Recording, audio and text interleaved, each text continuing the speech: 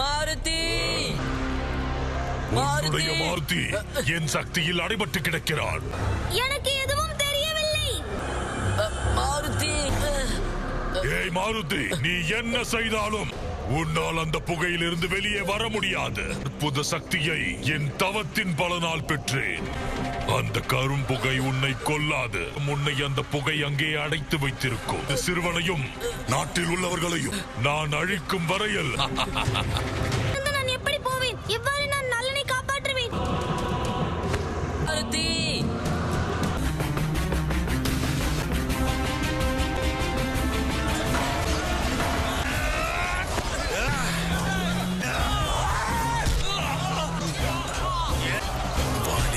எங்கு போனான்?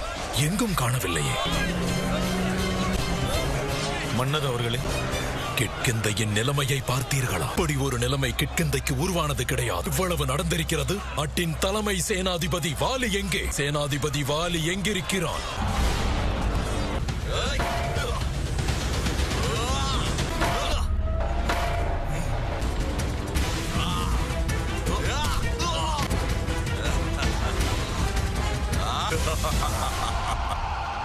ஞாயிறு போற்றுதும் உதிக்கின்ற உச்சி சுடரே போற்றி. சிவாயனின் விழிச்சுடரே போற்றி போற்றி போற்றி. ஆலம் வாழ்விக்கும் சோனே போற்றி போற்றி. ஆதவா போற்றி.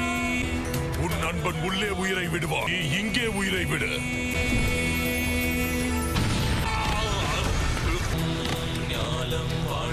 ஞாயிறு போற்றி போற்றி. ராமா பெயர் சொன்னால் சிலிர்க்கிறதே, பெயர் சொன்னால் இனிக்கிறதே, பெயர் சொன்னால் குளிர்கிறதே, பெயர் சொன்னால் மணக்கிறதே. நாம் எல்லோரும் பிழைத்துக் கொண்டோம். அந்த ஆண்டவனின் அருள்தான். அந்த வானர சிறுவனின் வேலையாகத்தான் இருக்கும். அவன்தான் செய்திருக்க வேண்டும்.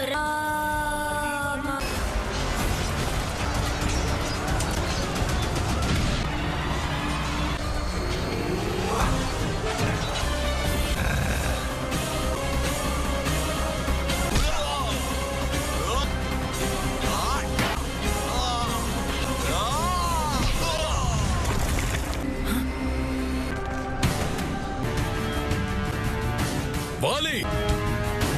கிந்தையின் மன்னருக்கு வாலியின் நக்கங்கள்.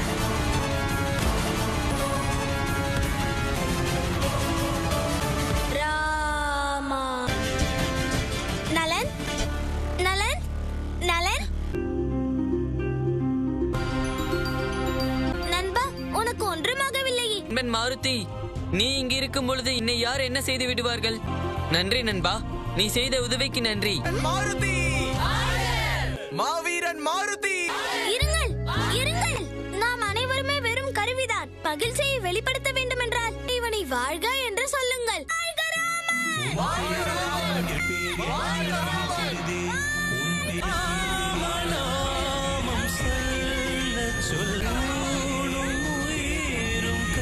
உன்னுடைய வேகத்தை சற்று குறைத்துக் கொள்ளேன். நலன், நம்முடைய கிட்கிந்தை மிகவும் ஆபத்தில் உள்ளது. என்னால் வேகத்தை குறைக்க இயலாது.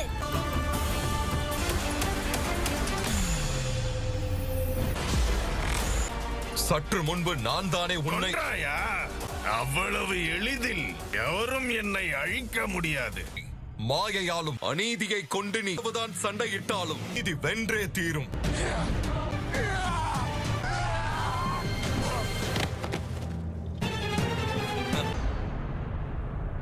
தந்தையே, உங்களுக்கு ஒன்றுமாகவில்லை. நீங்கள் நம் நாட்டை காப்பாற்றுவதற்கு ரத்தம் சிந்திவிட்டீர்கள். இனி உங்கள் மகனுக்கு வாய்ப்பளியுங்கள். பாவம் இந்த கோழைக்கு காப்பாற்றிக் கொள்ள என் காலில் விழக்கூட வாய்ப்பு கிடைக்கவில்லை. கால்களாலேயே நசுக்கி உயிரை எடுக்கிறேன். இளவரசரை யாரு காப்பாற்றுவார்கள்? கேசரி எங்கே போனார்? களத்தில் இங்கு ஒருவரும் கிடையாது.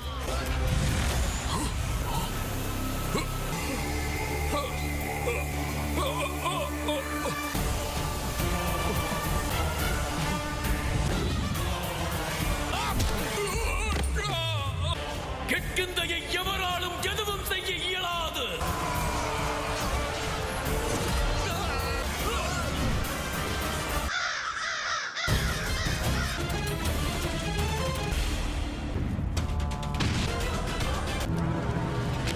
நான் கூறுவதை நீ கவனத்தோடு கேள். இந்த ஞான நூலை நீ வேறு எவனுக்கோ கொண்டு செல்கிறாய். நீ இந்த ஞான நூலை இங்கிருந்து கொண்டு சென்றதும் உன் நிலை என்னவாகும் என்பதை யோசித்தாயா? இந்த நூலை உரியவரிடத்தில் போய் சேர்க்க முடியும் என்று எண்ணுகிறாயா?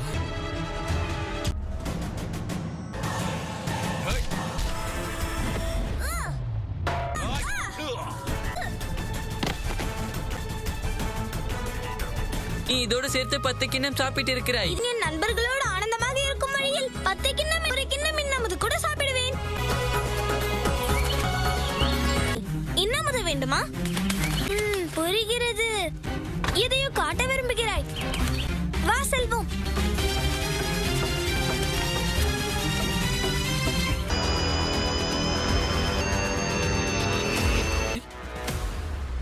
தலைமை சேனை தலைவன் வாலி உங்களை அவைக்கு அழைத்திருக்கிறார். தந்தையும் அங்குதான் உள்ளார். பொது ஒன்றை கூறுகின்றேன். வீர சிறுவனுக்கு இவன் செய்த செயலுக்கு பரிசளிக்க விரும்புகிறேன். மாருதி, நான் உன்னை சீடனாக ஏற்றுக்கொண்டு உனக்கு அனைத்து வித பயிற்சியும் அளிக்கப் போகிறேன். உங்கள் வார்த்தைக்கு நன்றி சேனை தலைவரே. ஆனால் சொன்னதை மறந்து விட்டீர்களா? நீங்கள் இளவரசர் ஆனதும் ஆசானாக இருந்த பயிற்சி அளிப்பேன் என்றீர்கள். நீங்கள் இன்னும் இளவரசராகவில்லை. இவன் கேட்கும் கேள்விக்கு பதில் கூறுங்கள். கிட்கிந்தையின் மன்னனான உலியம் வானர இனத்தின் தலைவன் என்ற முறையில் இத்தனை வருட அனுபவத்தின் மூலம் நான் எடுத்த முடிவை மாற்றிக்கொள்கிறேன். இப்பொழுது என் வாலியை கிட்கிந்தையின் புதிய இளவரசனாக அறிவிக்கிறேன். வாழ்த்துக்கள் அண்ணா. இப்பொழுதுதான் உண்மை அடைகிறது. இளவரசர் வாலி!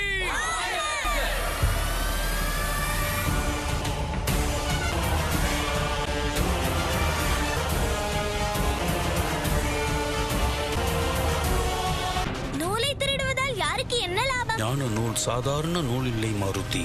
விலை மதிக்க முடியாதது. என்னுடைய பயமெல்லாம் ஒன்றுதான். அந்த ஞான நூல் அசுரர்களின் கைக்கு போய்விட்டால் நீதி அடியோடு அழிந்துவிடும். இது நாட்டின் மீது உள்ள கௌரவத்தை குலைப்பது போலாகும். வீரர்கள் என்ன செய்து கொண்டிருந்தார்கள்? சேனாதிபதி அவர்களே, தாம் தான் இதற்கு பதில் சொல்ல வேண்டும். ஒருவர் கொடுத்து வைத்த சொத்தை பாதுகாக்க முடியவில்லை என்றால் அந்த நாட்டை எவரும் நாடு என்று சொல்ல தயங்குவார்கள் என்று உங்களுக்கு தெரியாதா? உங்களால் காக்கப்பட்ட கிட்கிந்த உங்களால் தலை குனிகிறது. ஒரு நிமிடம் ததிமுகன் அவர்களே, தந்தை தான் குற்றவாளி என்று சொல்கிறீர்களா? சொல்லுங்கள். ஆருதி, யாரும் அவர்களது எல்லையை மீறக்கூடாது. செல்லுங்கள். இல்லை தந்தை. செல் என்று சொன்னேன். வா மகனே, வணங்கும் இறைவன் உனக்கு துணையாக உன்னோடு வருவார். தாக்கப்பட்டது உன் தந்தையின் கௌரவம். அதை நீதான் காப்பாற்ற வேண்டும். தாய் நாட்டின் மீது அவர் வைத்துள்ள பக்திக்காக வானத்தையும் பூமியையும் ஒன்றிணைக்க சொன்னாலும் தன் உயிரை கொடுத்தாவது அதை செய்யக்கூடியவர். முயற்சியில் அந்த ஞான நூல் அவருக்கு கிடைக்காமல் போனால் அவர் இறந்தவராகி விடுவார்.